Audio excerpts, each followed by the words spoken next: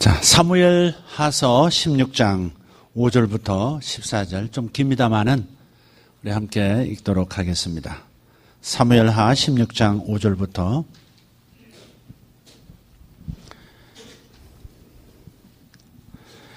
다윗 왕이 바후림의 이름에 거기서 사울의 친족 한 사람이 나오니 게라의 아들이요 이름은 시므이라. 그가 나오면서 계속하여 저주하고 또 다윗과 다윗 왕의 모든 신하들을 향하여 돌을 던지니 그때 모든 백성과 용사들은 다 왕의 좌우에 있었더라. 시므이가 저주하는 가운데 이와 같이 말하니라. 피를 흘린 자여 사악한 자여 가거라 가거라. 사울의 족속의 모든 피를 여호와께서 내게로 돌리셨도다. 그를 이어서 내가 왕이 되었으나 여호와께서 나라를 내 아들 압살롬의 손에 넘기셨도다. 보라, 너는 피를 흘린 자이므로 화를 자초하였느니라 하는지라. 수리아의 아들 아비새가 왕께 여짜오되 이 죽은 개가 어찌 내 주 왕을 저주하리이까? 정하건대 내가 건너가서 그의 머리를 베게 하소서 하니 왕이 이르되 수리아의 아들들아, 내가 너희와 무슨 상관이 있느냐? 그가 저주하는 것은 여호와께서 그에게 다윗을 저주하라 하심이니 내가 어찌 그리하였느냐 할 자가 누구겠느냐 하고, 또 다윗이 아비새와 모든 신하들에게 이르되 내 몸에서 난 아들도 내 생명을 해하려 하거든 하물며 이 베냐민 사람이랴. 여호와께서 그에게 명령하신 것이니 그가 저주하게 버려두라. 혹시 여호와께서 나의 원통함을 감찰하시리니 오늘 그 저주 때문에 여호와께서 선으로 내게 갚아주시리라 하고, 다윗과 그의 추종자들이 길을 갈 때에 시므이는 산비탈로 따라가면서 저주하고 그를 향하여 돌을 던지며 먼지를 날리더라. 왕과 그와 함께 있는 백성들이 다 피곤하여 한 곳에 이르러 거기서 쉬니라. 아멘.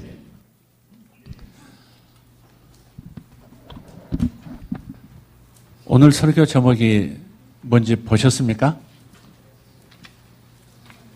네. 내 눈에 콩깍지가 씌었다. 콩깍지가 씌었다 하는 말의 의미가 뭔가요? 사랑에 눈멀었다. 왜 사랑에 눈먼 사람을 눈에 콩깍지가 끼었다 그럴까요? 아마 그런 것이죠. 사람을 사랑하게 되면 그 사람이 하는 모든 말, 행동 다 뭐가 됐든지 사랑스러워 보인다. 그런 뜻 아니겠어요?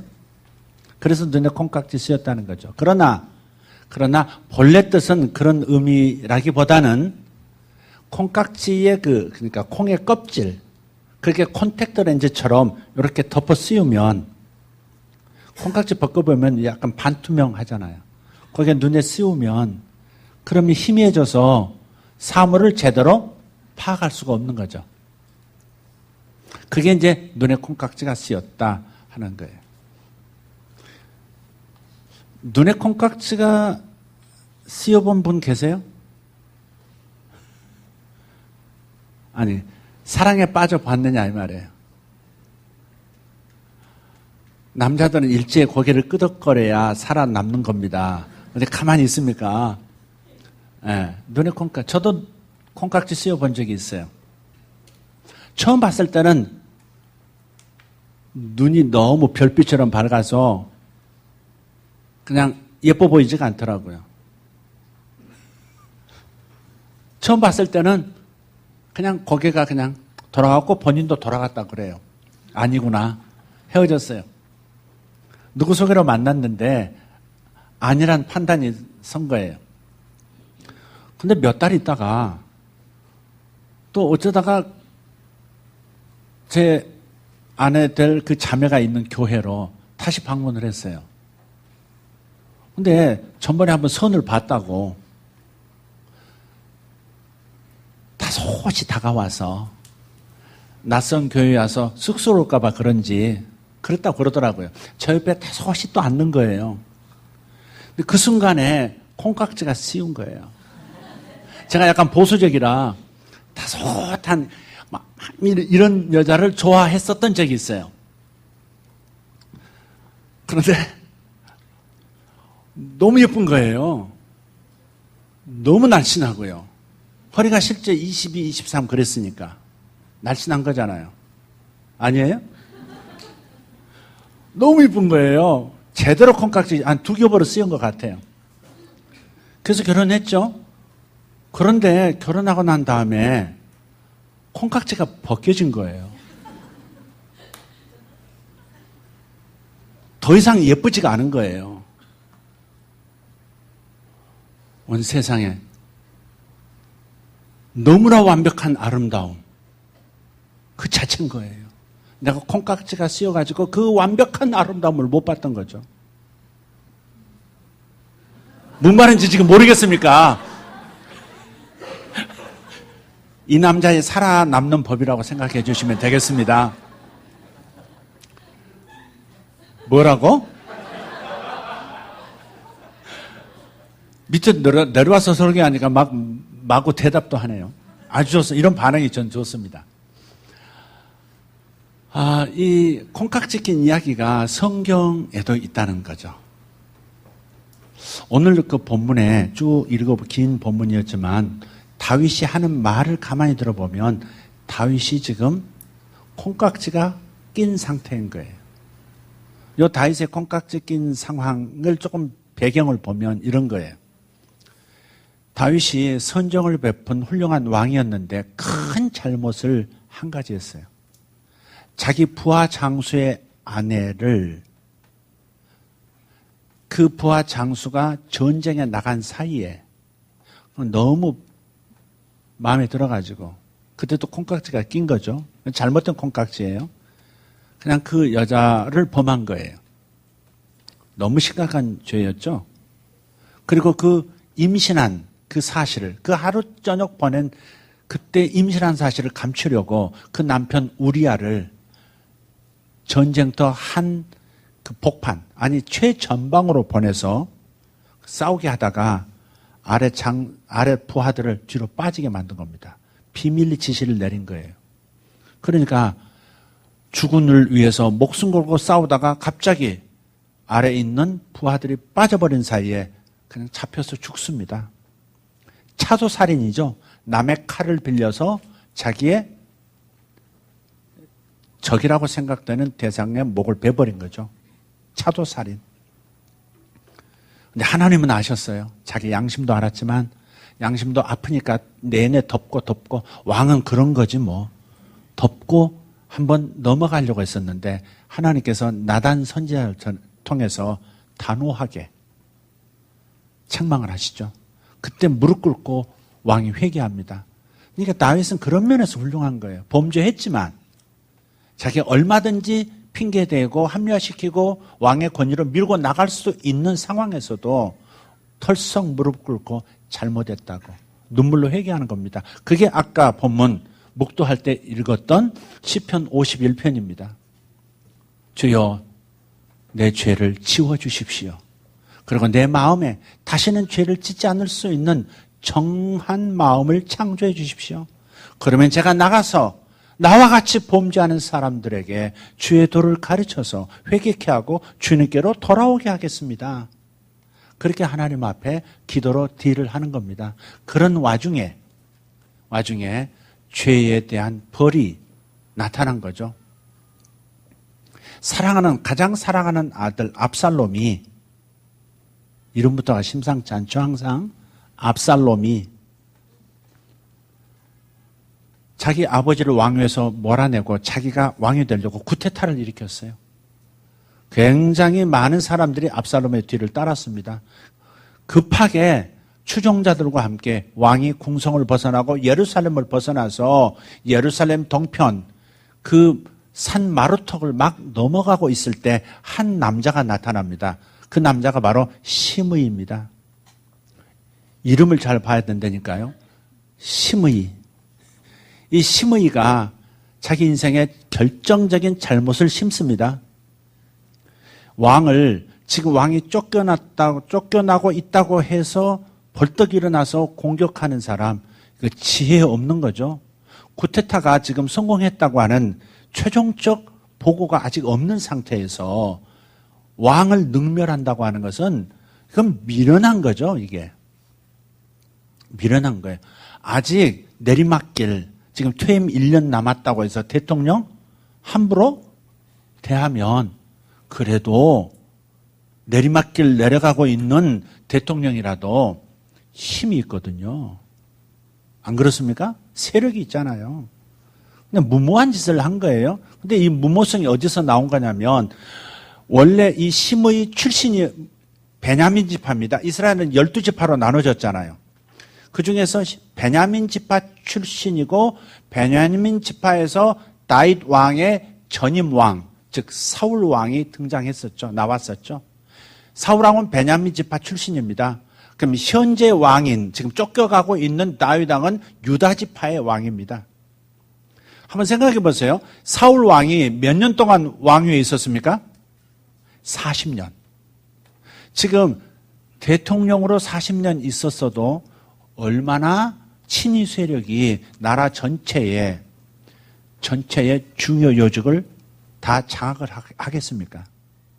5년만 대통령 돼도 모든 주요 요직이라고 하는 요직은 전부 자기 사람들로 심어지는 건데 고대 세계 왕정 시대에 40년 동안 왕을 했다면 자기 측근에 누구를 돕겠느냐고요. 나라 전체 요직에 누구를 앉혔겠느냐고요. 생각해 보세요. 베냐민 지파가 첫 번째였을 겁니다. 베냐민 지파가 나라의 중요한 요소마다 다 자리를 차지하고 그것을 40년 동안 이어온 겁니다. 이것을 유다 지파의 왕이 등장했다고 해서 왕이 새로 뽑혔다고 해서 금세 뒤집힐 일이 아니라는 거죠. 시므이가 담대하게 쫓겨나가는 다윗 왕을 향해서 저주하고 욕하고 돌을 던질 만큼 무모했던 것은 그만큼 전 왕대, 사울 왕 시대의 세력들이 아직도 뿌리 깊게 다시 재탈환의 기회를 노리고 있다는 것을 말하는 거죠. 시므이가 한 사람이 돌을 던지고 욕하고 저주했지만 한 사람이 아닌 거죠. 그 뒤에는 세력이 있다는 거죠. 야, 됐다. 이제 다윗이 쫓겨나가니까 이제 우리 목소리를 좀 높여도 되겠다. 우리 몫을 좀 챙겨달라고 이제 우리가 시위해도 되겠다. 그런 마음을 먹은 거죠. 나중에 이제 훗날 얘기지만 이 시므이가 다윗이 다시 예루살렘으로 복귀하고 왕권을 되찾았을 때 시므이와 1,000명의 그를 따르는 리더들이 일제히 왕궁으로 달려와서 납작 엎드립니다. 얼굴을 땅에 대고 1,000명이 쫙 엎드리는 장면 한번 생각해 보세요. 살려달라고, 잘못했다고. 그 짓을 뭐하러 해요? 그 짓을 뭐하러 하냐고. 정치하겠다는 사람이 그렇게 정치적 감각이 없을 수가 있을까? 어쨌든 숨어있던 세력들이 다 드러난 거죠, 이제. 그러니까 다윗이 다시 한번 더 안정기로 들어갈 수 있는 계기가 바로 쿠데타였던 거죠. 그냥 하나님께서 하나님의 사람들은 위기를 기회로 바꿔주시는 풍전등화의 상황이 오히려 더 반석 같은 기반으로 바꾸어 주시는 역사가 있는 겁니다. 여러분 삶에 갑자기 모래성처럼 무너지는 것 같은 삶의 정황들이 생기죠. 그런데 잠시 잠깐 있어 보면 그 모래 살살 걷어내고 나면 거기에 반석, 거대한 안반층이 나타난다는 것을 경험하게 하시죠. 그러니까 모래성처럼 무너지는 것 같아도 흔들릴 필요가 없는 거죠. 하나님은 곧 그것을 견고한 안반층에 나를 세워주시기 위한 전략이었고 계획이었다는 사실을 보여주실 겁니다. 그러니 기뻐하시기를 축복합니다. 그런 상황에서 시므이가 돌을 던지면서 저주하고 먼지를 날릴 때 너는 흙으로 돌아갈 존재다는 거죠. 먼지를 날린다는 것은 너는 흙이야. 왕은 무슨 왕이야. 곧 죽을 인간이. 그 뜻이 지금 먼지를 날리는 거예요. 지금 이게. 자, 이 다윗의 콩깍지 얘기를 좀 제가 구체적으로 하려면 다른 것을 한번 잠깐 들렸다가 와야 이 얘기를 마무리할 수 있겠습니다. 자, 결론에 가서 다윗의 이 콩깍지 얘기를 조금 하고요. 신약의 콩깍지 얘기를 좀 할게요. 누가복음 6장을 한번 펴보겠습니다. 누가복음 6장 37절부터 42절인데요. 먼저 41절과 42절을 한번 읽어보도록 하겠습니다. 여기에 콩깍지, 콩깍지는 앙깡콩깍지와 깡콩깍지 둘이 있는데 여기 앙깡콩깍지와 깡콩깍지가 나옵니다. 앙깡콩깍지 발음 이상하네. 자, 41절입니다. 시작. 어찌하여 형제의 눈 속에 있는 티는 보고 내 눈 속에 있는 들보는 깨닫지 못하느냐? 너는 내 눈 속에 있는 들보를 보지 못하면서 어찌하여 형제에게 말하기를 형제여 나로 내 눈 속에 있는 티를 빼게 하라 할 수 있느냐? 외식하는 자여 먼저 내 눈 속에서 들보를 빼라. 그 후에야 내가 밝히 보고 형제의 눈 속에 있는 티를 빼리라. 아멘. 자, 들보는 뭐예요? 들보 깍지가 있고요. 지금 티 깍지가 있는 거예요. 들보는 집을 지을 때, 옛날 집을 지을 때 기둥 있잖아요. 기둥이든지 아니면 기둥과 기둥 사이에 얹혀놓는 대들보. 석가래 수준이 아니라 석가래보다 더 큰 대들보. 가로지르는 대들보입니다. 그게 이제 들보죠. 티는 뭐예요? 그야말로 티죠. 우리 눈 속에 티가 많이 들어갑니다. 그래서 약간 간지럽기도 하고 뭐가 이렇게 잔상이 보이기도 하고 그러죠? 들보하고 티하고 차이는 상상하기가 어려울 만큼 그렇게 차이가 나죠. 근데 그 들보, 저는 이 구절을 처음 읽을 때 깜짝 놀랐습니다. 제가 이미지가 강한 사람이라 뭘 이렇게 그려보기를 좋아하거든요. 한번 그려봤어요. 이런 통나무가 내 눈에 박혀 있다고 생각. 아니, 손가락 넣어도 아픈데 들보가 이런 통나무가 내 눈에 이렇게 턱하니 박혀 있으면 보이겠어요? 안 보이겠어요? 응? 그 양쪽에 두 개를 박아놓고 본다고 그러고 있는 상황을 한번 생각해 보세요. 그러면서 지금 눈에 티가 들어가서 약간 눈을 부비고 있는 옆에 있는 형제에게 내가 네 티 빼줄게. 지금 그러고 있는 것을 주님께서 말하고 계시는 그림 언어죠, 지금. 주님께서 그려보라고 하시는 말씀이에요. 그래서 이 들보깍지가 낀 사람과 티깍지가 낀 사람이 이제 서로 대화하는 겁니다. 그래서 내가 네 티를 빼줄게. 이거 가짜는 소리다. 주님께서 지금 그러고 말씀하고 계시는 거예요. 근데 이 얘기를 주님의 이 말씀을 이해하려면요. 조금 더 또 앞으로 가봐야 돼요. 우리 37절, 38절을 한번 읽어보도록 하겠습니다. 37절부터 38절 시작. 비판하지 말라. 그리하면 너희가 비판을 받지 않을 것이요. 정죄하지 말라. 그리하면 너희가 정죄를 받지 않을 것이요. 용서하라. 그리하면 너희가 용서를 받을 것이요. 주라. 그리하면 너희에게 줄 것이니 곧 후이되어 누르고 흔들어 넘치도록 하여 너희에게 안겨주리라. 너희가 헤아리는 그 헤아림으로 너희도 헤아림을 도로 받을 것이니라. 아멘. 세 가지 교훈을 말씀하고 있어요. 세 가지 교훈. 그리고 39절부터 42절까지 세 가지 비유를 말씀하고 있어요. 자, 세 가지 교훈, 그 뒤에 이어지는 세 가지 비유예요. 이 세 가지 비유는 세 가지 교훈을 좀 명확하게 하는 역할을 하는 비유입니다. 먼저 세 가지 교훈이 뭘까요? 첫 번째는 비판하지 말아라. 그리하면 너도 비판을 안 받을 것이다. 자, 이것은 내적인 겁니다. 내적인 판단, 속으로 뚱뚱한 자매를 이렇게 봤어요. 뚱뚱한 자매를 딱 봤는데 이렇게 생각하는 겁니다. 틀림없이 저 자매는 저녁마다 라면 2개에 치즈 하나 얹어서 먹을걸? 그렇게 생각하는 거죠.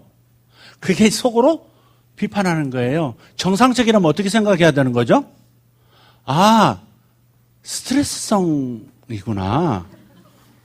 아, 저 자매는 물만 마셔도 찌는 너무 안타까운 체질이구나. 이렇게 생각해야 정상이잖아요. 근데 라면 2개에 치즈 하나 얹어 먹고 다리가 확 풀고 그리고 저녁마다 먹을 거야. 이렇게 생각하는 것은 콩깍지 낀 들보 눈이죠. 이게 사실은.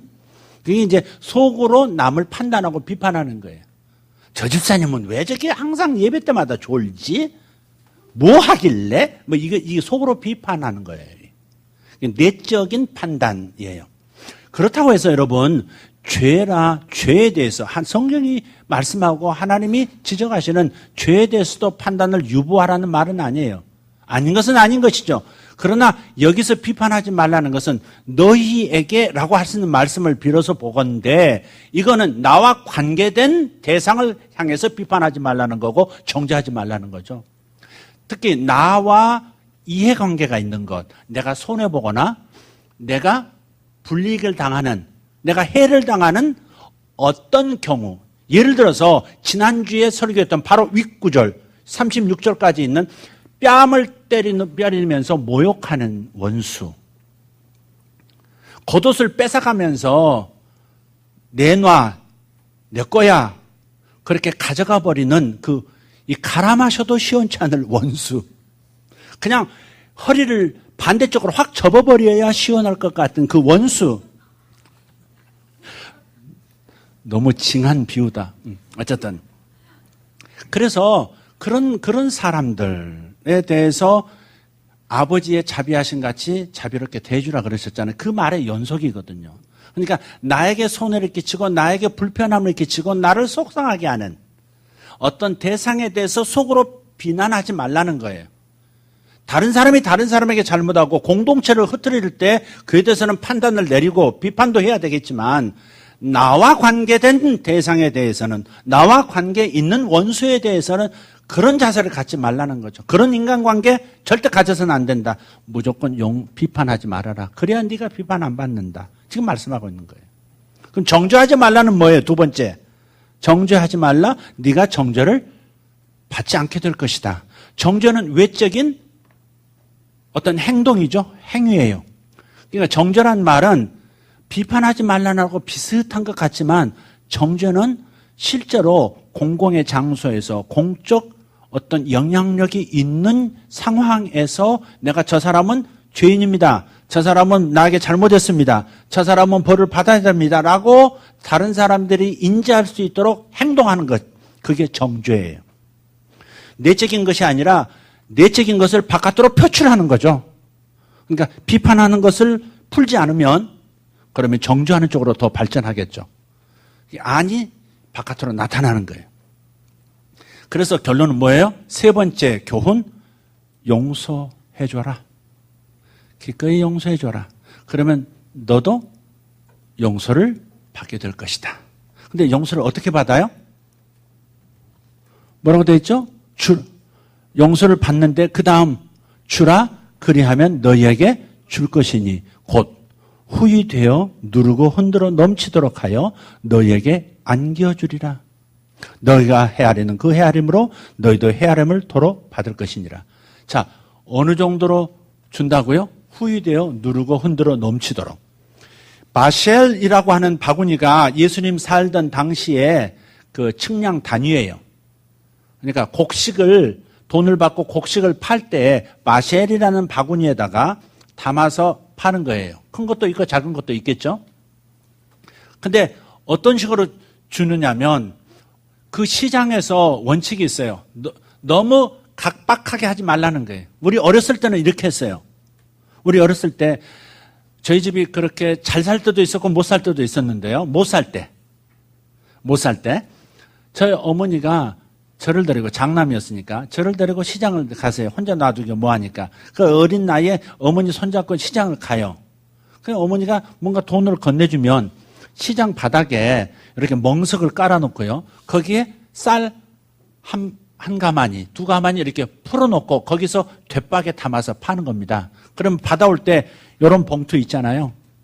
우리는 돈이 없어서 하루치 이틀치 이렇게 봉투에다가 쌀을 사다가 하루를 넘기고 그랬었어요.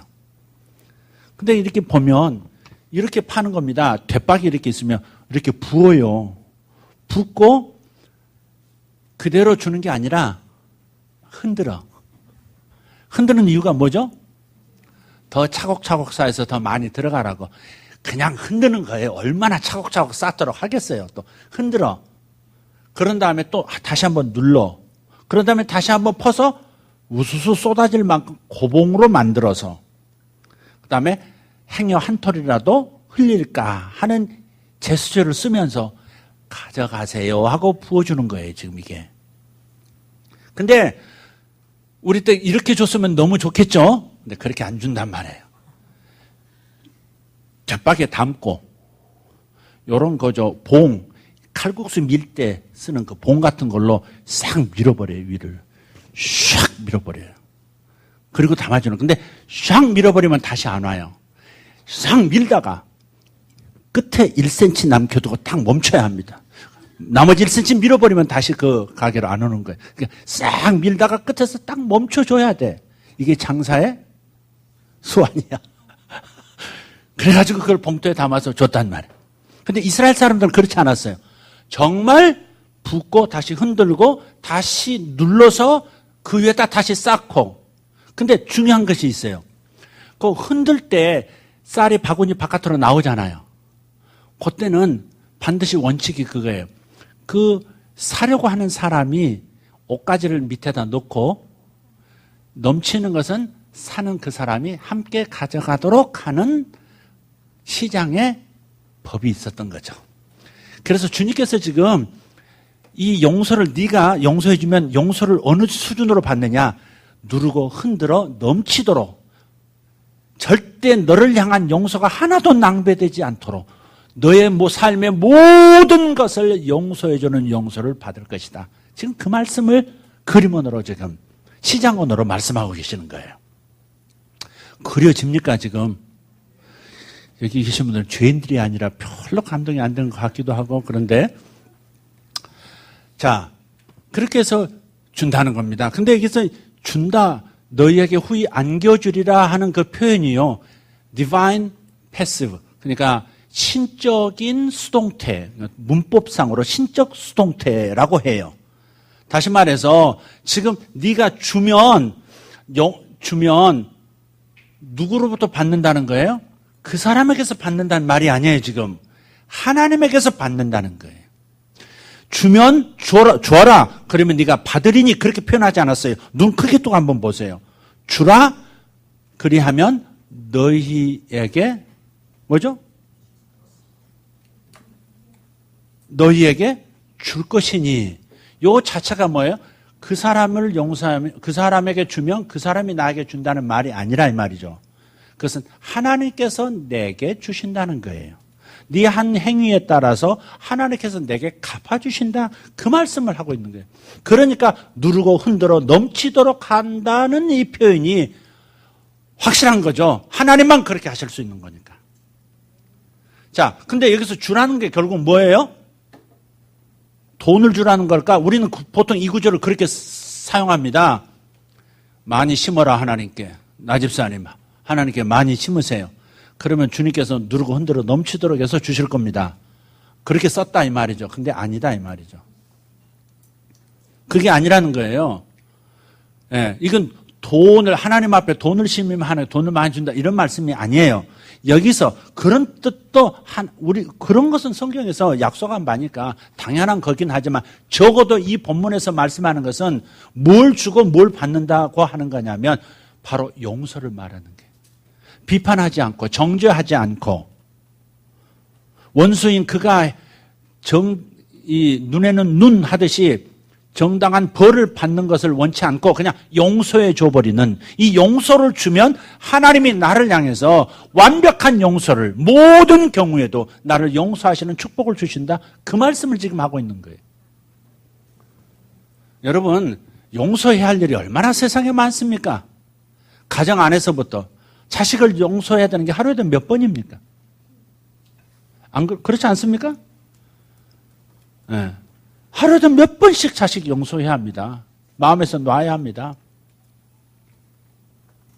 하루에도 몇 번씩 배우자를 내 마음에서 놔줘야 되고 용서해야 될 때가 있어요.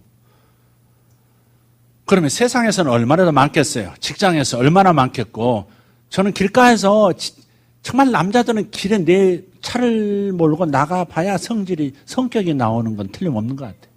제 성격이 정말 길에서 나옵니다.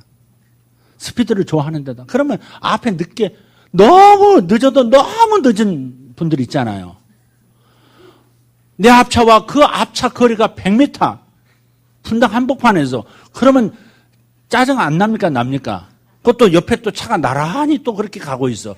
나요. 그러면 이게 이제 급한 내가 또 이제 빵도 하죠. 내가 그대를 용서 못하겠다. 이 늦음을 견디질 못하겠노라. 지금 그런 거 아니에요. 그런 것부터 시작해서 신호 없이 푹 들어와가지고 아무렇지 않게 그렇게 가고 있는 그런 사람들. 그럼 열받죠. 제가 많이 이제 순화가 됐어요. 그래도 아직도 그게 있어요. 제 차를 타본 분들은 아실 거예요. 제가 어떤 목사인지를, 어떤 인간인지를 아실 거예요. 자, 그 용서할 일이 길거리에서부터 시작해, 길바닥에서부터 집 안까지, 직장 안까지, 교회 안에도 용서할 일이 얼마나 많아요. 내가 앉는 자리인데 당신이 왜 여기 앉아 있어? 그런 분 봤어요. 바로 요 자리입니다, 요 자리. 그분이 안 나오시는 분인데, 오래전 안 나오시, 그분이 항상 여기 앉으셨어요. 일찍 와요, 그분이. 근데 그날따라 가방을 놓고, 잠깐 화장실 가셨는지 좀 이따 들어온 그 사이에 또 이렇게 거의 자기는 뭘 행동을 이렇게 거칠게 했어도 자기는 전혀 의식하지 않는, 의식을 못하는 두꺼운 이 고무층을 마음에 가지고 있는 분들 있잖아요. 전혀 상처받지 않는 분. 그 남자분이 오셔서 가방을 옆으로 옮겨놓고 거기 앉은 거예요. 그 여자분이 오셔가지고 옆에서 비킬 때까지 서 있는 거예요. 예배가 시작됐는데. 그러니까 결국 교회를 결국은 나가시더라. 남편 끌고 나가시더라. 그 성질이니까. 근데 가만 생각해 보자고요.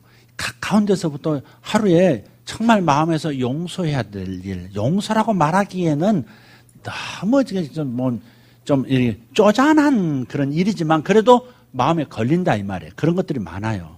그래요, 안 그래요? 그런 일이 많아요.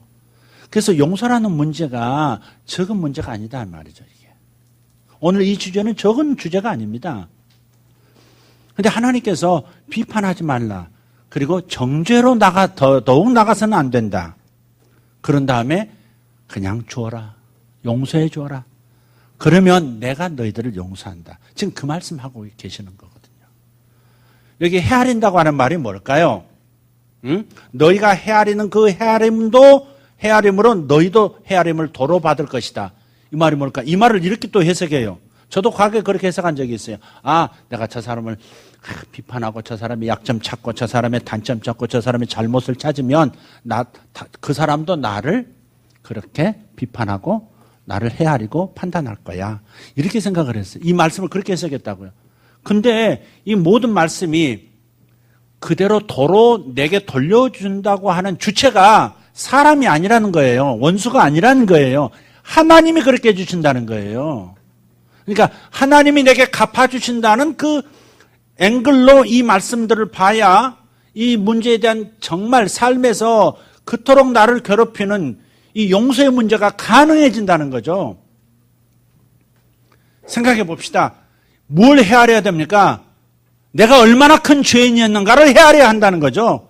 내가 얼마나 남 안 보는 곳에서 못된 인간인지, 얼마나 형편없는 인간인지, 남이 이 사실을 알면 과연 나를 인간 대접해 줄 건가? 두려운 부분들이 사람마다 하나 둘씩은 있어요. 아직 해결되지 않은 부분도 있단 말이에요. 이 사실을 저 사람이 알면 나를 어떻게 대할까? 겁이 나는 부분이 있어요. 하나님은 그걸 아시는 거죠. 이런 사람을 있는 그대로 받아주시고 끊임없이 용서해 주시고 그리고 끊임없는 사랑과 주의 복을 부어주고 계시는 이것을 헤아리라는 것이죠. 이것을 헤아리는 사람은 나에게 내 겉옷을 뺏어가고 억지로 10kg씩 나를 데려가고 노동을 시키는 사람, 그리고 내 뺨을 때려서 모욕을 주는 사람을 기꺼이 용서할 수 있게 된다는 거죠. 이것은 진실입니다. 이건 진실입니다. 나 같은 사람이 하나님 앞에 용서받았는데 이것을 정말 날마다 기억하고 끊임없이 상기시키는 사람이라면, 그 감격 속에서 사는 사람이라면 누구든지 나에게 어떻게 대하든지 나 같은 사람도 용서하셨는데 이 큰 용서받은 내가 저 작은 잘못 하나를 용서 못할 수 있겠는가 하는 넉넉한 감격 속에서 용서할 수 있는 능력이 생기는 거예요. 절대 내가 올바로 살아야지, 잘 대해야지, 사람 사랑해야지, 사람 선대해야지, 좋은 거 베풀어야지 이렇게 한다고 해서 내가 변화될 인간이 아니거든요. 우리 본성은 그만큼 타락했거든요. 손볼 수가 없단 말이에요. 그러나 가능한 것이 어디서부터 시작되는 거예요? 하나님이 나를 용서하셨다는 이 감격이 있으면 기꺼이 용서할 수 있는 출발점을 삼을 수 있단 말이에요. 비판하지 않을 수 있고 정죄하지 않을 수 있고 그냥 놔줘버리는 것이 가능해진다 이 말이죠. 그래서 모든 능력은 하나님에게서 흘러나오는 거예요. 모든 좋은 에너지는 하나님에게서 오는 겁니다. 자, 다윗의 얘기로 한번 돌아가 봅시다. 다윗의 얘기. 지금 다윗이 그렇게 왕궁에서 밀려나면서 도망하면서 얼마나 수치스럽고 얼마나 괴롭고 얼마나 원통하겠어요. 자기 아들이 자기를 죽이려고 쫓아온다고 하는 이 비참한 현실을 세상에 어떻게 얘기할 수 있느냐고. 온 세상이 다 알아버렸잖아요. 온 세상이 아들이 아버지를 죽이려 한다는 이 콩가루 집안됨을 온 세상에 알려지고 비통한 마음으로 지금 도망하고 있어요. 근데 그 순간에 상처난 곳에 고춧가루 뿌린다고 심의가 너무 심할 정도로 그냥 모욕을 주는 거죠. 가라 가라, 사울의 피가 네 머리로 돌아갔도다, 저주를 하고 욕을 하고 난리가 났죠. 근데 그 밑에 있던 아비새라고 하는 이 군대 장관이, 이 군사령관이, 왕이시여, 내가 가서 저 무례한 자의 목을 베버리겠습니다. 지금 왕이신데, 아무리 어려운 일을 겪고 계신다 할지라도 왕이신데 어떻게 감히 저럴 수 있습니까? 가서 목을 베버리겠습니다. 그때 다윗이 그렇게 말하는 거죠. 맞아, 왕의 권위에 도전하면 법도를 세워야지. 그렇게 말한 게 아니고 놔둬라. 하나님께서 저 심의 입을 통해서 나를 지금 책망하고 계신다. 그의 저주는 하나님께서 하라고 하신 거고, 나는 마땅히 그런 벌을 받을 만큼, 그런 모욕을 당해도 쌀 만큼 은밀한 범죄에 능한 사람이었었다. 부끄럽다. 그가 옳다. 그가 나를 저주하는 것이 맞고 그가 나를 욕하는 것이 맞다. 그가 나에게 돌을 던지는 것, 그가 하나님이 시키신 것이다. 그러니 가만 놔둬라. 이게 뭐예요? 비판하지 않고 나에게 원수 노릇하는 그 사람을 향해서 정죄하지 않고 오히려 용서를 주고 있는 이 모습이죠. 근데 다윗이 그렇게 할 수 있는, 왕의 체면으로서도 절대 묵고할 수 없는 일인데 기꺼이 그렇게 할 수 있는 이 모습은 어디서 온 걸까요? 시편 51편. 자기 자신이 하나님 앞에 지금 용서를 청했고 용서를 받고 있는 중이라는 사실, 그 사실을 깨닫는 감격 속에서, 그 감격 속에서 심의가 하는 일 정도는 아무것도 아니라고 그냥 용서해 줘버리는 그런 능력이 나타나고 있는 거죠. 뭐라고 말해요? 혹시 그의 하나님, 나의 원통함을 하나님께서 돌아보셔서 이 저주 뒤에 이 저주를 선으로 바꿔주실 줄 누가 알겠느냐 함으로써 후히되어 흔들어 넘치도록 부어주시는 하나님의 마음을 그가 읽고 있는 거죠, 지금. 다윗은 구약 인물들 중에서 하나님의 마음이라는 안경을 쓰고 하나님의 모든 말씀을 들여다볼 수 있었던 사람이에요. 하나님의 마음에서 율법이 나온 거잖아요. 하나님의 마음에서 율법이 나왔잖아요. 모세 오경부터 시작해서 모든 말씀이 나왔어요. 그런데 사람들은 하나님의 마음이 담긴 말씀, 하나님의 마음으로 말씀을 보는 게 아니라 거기서 하라 하지 말라고 하는 규칙 자체로만 보고 있는 사람들이 대부분이에요. 근데 구약 속에서, 구약 인물 속에서 유일하게 다윗이 하나님의 마음이 무엇인지를 알고 그 마음으로 율법을 들여다보니까 실제 적용하는 데 있어서 막힘이 없는 거예요. 막힘이 없는 거예요. 그래서 주님 그렇게 말씀하셨죠. 다윗은 내 마음에 합한 사람이라 그랬어요. 그의 행동이 마음에 든다가 아니에요.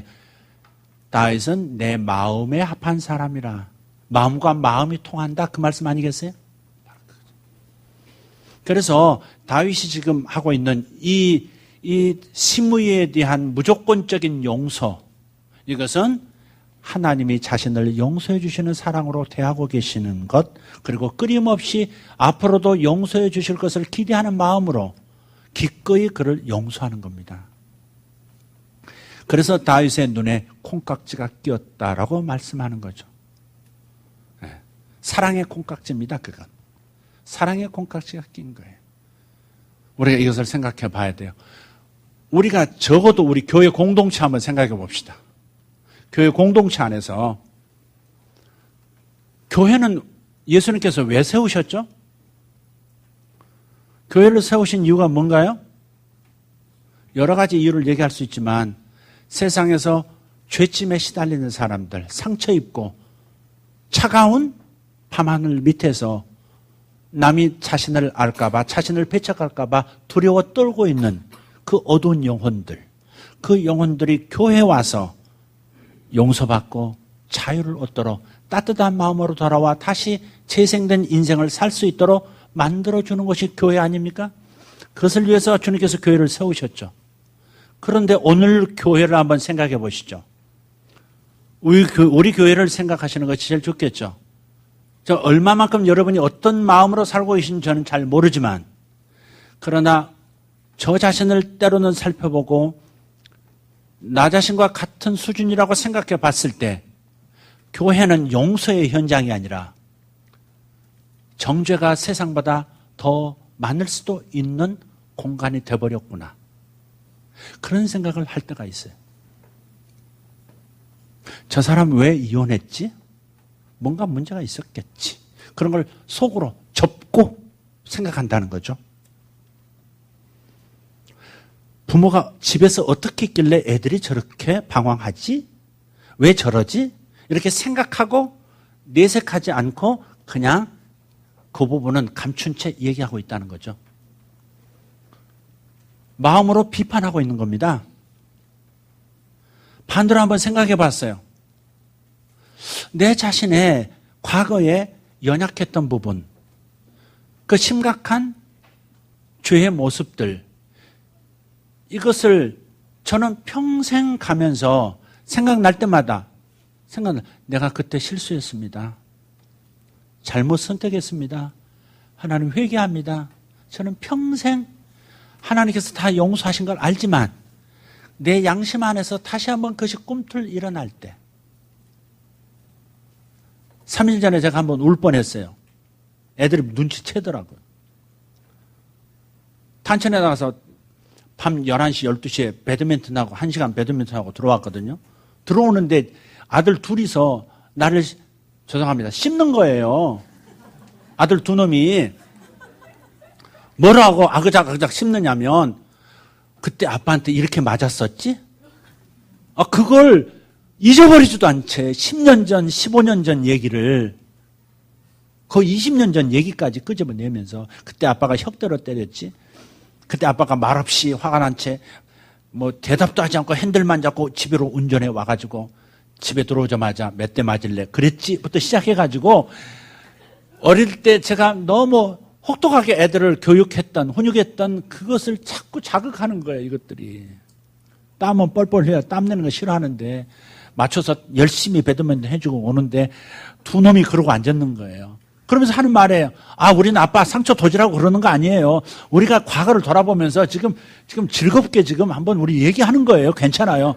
아버지 울지 말아요. 근데 벌써 내가 마음이 막 가라앉는 겁니다. 이미 그 말 듣기 전부터 가라앉아서 내가 왜 그랬지? 왜? 자식 때린 것이 가슴 아프잖아요. 응? 그때 뭔가 잘못했으니까 내가 매를 들었고 했지만 너무 심하게 때린 적도 있거든요. 응? 또 애들 때리는 버릇은 옛날 우리 동생 때리던 버릇부터 이제 거슬러 올라가야 되는데, 평생에 남을 어릴 때 때렸던 그 모든 것이 주마등처럼 그 밤에 잠깐 20분 거리로 걸어서 집까지 오는 동안에 막 떠오르는데, 막 마음에 내 자책감, 수치감, 하나님 앞에 죄송함, 애들한테 미안함, 이게 막 너무 덮치는 거예요. 그냥 큰아들이 언뜻 보더니 아빠 또 집에 가서 또 방에 들어가서 운다 또 그러더라고요. 또. 그게 한 시간 간 거예요, 한 시간.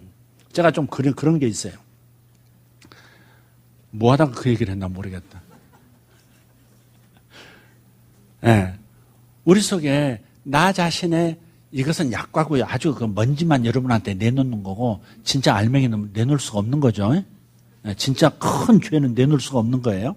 근데 그런 걸 생각하고, 만약에 누군가가 하나님은 다 나를 용서하신 걸 알지만, 이 세상에 누군가가 나의 이런 모든 얘기를 다 듣고도 그냥 불쌍히 여기고 그냥 큰 문제 아니라고 누구나 그런다고 나를 끌어안아줄 사람이 있다면 그러면 진짜 자유가 오겠다.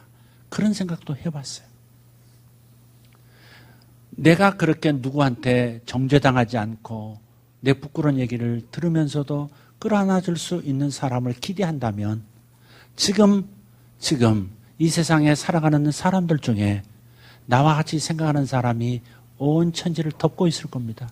누군가가 나를 있는 그대로 받아주고 용서해주고 불쌍히 여겨주기만 한다면 내 영혼이 자유를 얻겠는데 그런 사람들이 많을 거예요. 아마 여러분 중에도 계실지 모르겠어요. 하나님의 용서는 물론 다 받았어요. 그걸 알아요. 그러면서도 보이는 사람에게도 그렇게 인정받을 수 있다면, 사랑받을 수 있다면, 용서받을 수 있다면 얼마나 좋을까 하는 간절함. 그걸 확신하지 못하기에 내가 속에 있는 모든 얘기를 다 할 수 없는 이런 세상을 내가 살아가고 있단 말이에요. 적어도 교회는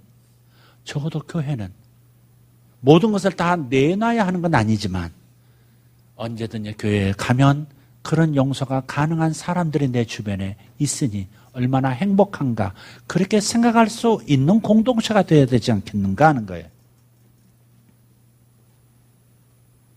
근데 이 모든 것의 시작은 어디서부터 온다고요? 하나님이 나를 어떻게 용서해 주셨는가, 어떻게 나를 받아주셨는가를 생각하면 내 주변에 나에게 잘못하는 사람들에 대해서 기꺼이 감격 속에서 용서해 줄 수 있다. 그를 용서하면서 하나님이 나를 용서하신 것을 다시 한번 생각할 수 있을 거니까. 그래서 감격스럽게 용서하는 거예요. 하나님이 나를 용서하셨지. 울면서 용서해 줄 수 있다 이 말이죠. 주님께서 비판하지 말라 이 말씀을 쭉 해나가시면서 마지막 얘기, 세 가지 비유가 있습니다만 세 가지 비유 간단하게 말하면 이런 거죠. 맹인이라는 거죠. 왜 맹인이에요? 하나님의 용서와 사랑을 볼 줄 모르는 사람이 맹인이죠. 그런 맹인이 다른 사람을 인도하면 둘 다 구덩이에 빠진다는 거죠.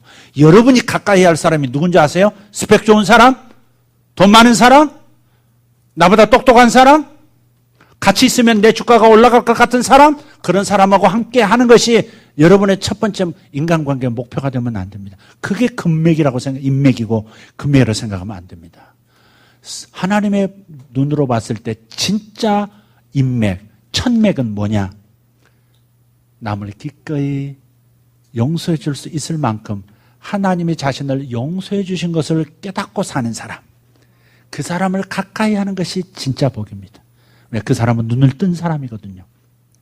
인간이 뭔지, 하나님이 어떤 분이신지를 눈을 생생하게 뜨고 보는 분이기 때문에 그 사람은 교만하지 않을 사람이고 함부로 대하지 않을 사람이고 끝까지 성실하게 나를 사랑으로 대해줄 사람이라 이 말이죠.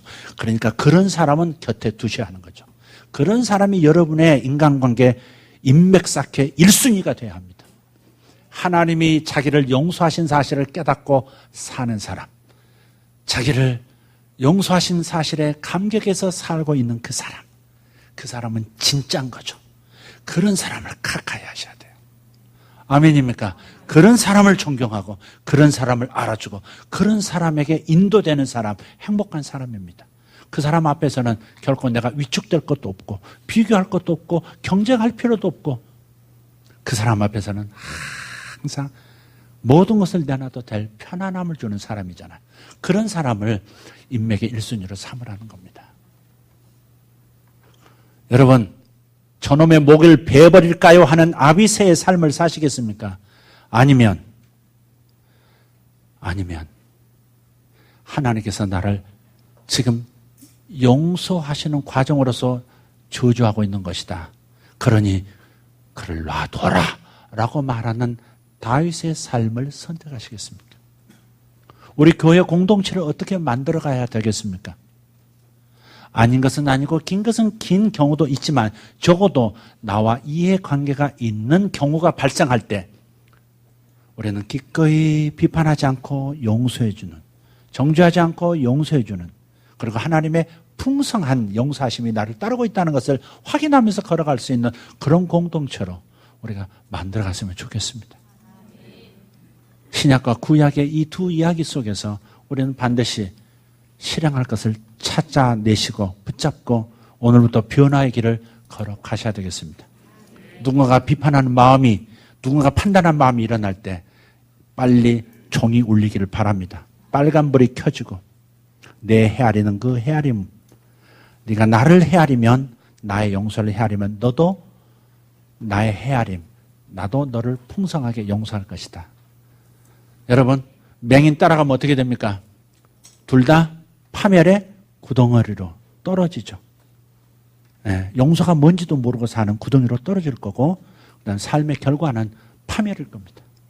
그러니까 우리가 이 말씀을 잘 귀담아 듣고 우리가 하나님 앞에 순종하는 마음으로 하나님의 사랑을 헤아리는 우리 모두가 되었으기를 바랍니다.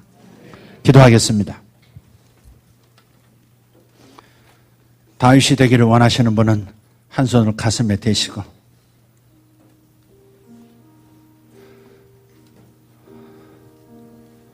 그리고 한번 기도했으면 좋겠습니다. 한 손을 가슴에 대시고 나를 어떻게 용서하셨고 그 용서를 어떻게 깨닫게 하시고 눈물을 흘리게 하셨었는지 그것을 날마다 기억해내고 그리고 다시 반복 묵상하면서 하나님 용서의 삶을, 용서의 에너지를 세상에 흩뿌리며 사는 능력자가 되게 해달라고 주님 앞에 기도하기를 바랍니다. 이 시간 한 1, 2분 동안 하나님 앞에 진심으로 우리의 이 간절한 고백을 주님 앞에 올려드리도록 하겠습니다. 주님 감사합니다. 주님 감사합니다. 하나님 아비새의 삶이 아니라 다윗의 삶을 살기를 원합니다. 다윗의 중심에 있는 그 넓은 하나님의 용서받은 자의 넓은 마음, 용서받은 자의 그 감격, 아버지 하나님 그것이 우리에게도 있기를 원합니다. 위대하신 하나님 찬송합니다. 하나님의 용서를 헤아리십시오. 하나님의 용서의 크기를 헤아리십시오. 하나님의 용서의 범위를 생각해 보십시오. 하나님의 용서의 무게가 얼마나 컸는지. 주님 감사합니다. 내가 이렇게 서 있는 것 하나님의 은혜입니다. 내가 이렇게 서 있는 것 하나님의 용서의 크기입니다. 주님 도와주십시오. 주님 도와주십시오. 주님이 나를 어떻게 용서하셨는지를 생각해낼 수 있도록, 얼마나 큰 용서를 받았는지 생각해낼 수 있도록 주님 우리 모든 성도들에게 은혜를 내려주십시오. 하나님 비판의 무서운 목소리가 내 안에서 들려올 때, 정죄의 입술에 떨림이 있을 때 하나님 내 영혼이 어떤 죄에서 건짐받았는지, 어떠한 용서로 용납되었는지 하나님 기억할 수 있도록 도와주십시오. 하나님 감사합니다. 하나님 성령께서 말씀해 주시고 성령께서 깨닫게 해주시고 성령께서 우리를 변화시켜 주십시오. 주님 감사합니다. 주님 감사합니다. 주님 십자가에서 나를 내려다보시면서 제가 알지 못하고 행한 것입니다. 제 죄를 용서해 주십시오. 내가 저를 위하여 지금 대신 죽지 않습니까? 그렇게 아버지 앞에서 자기 희생을 하시며 말씀하셨던 주님, 아버지 하나님 이 십자가의 사랑과 용서와 희생을 기억하며 하나님 승리하는 우리 성도들 되도록, 우리 모두가 되어지도록 역사하여 주시옵소서. 예수님의 이름으로 기도하옵나이다. 아멘.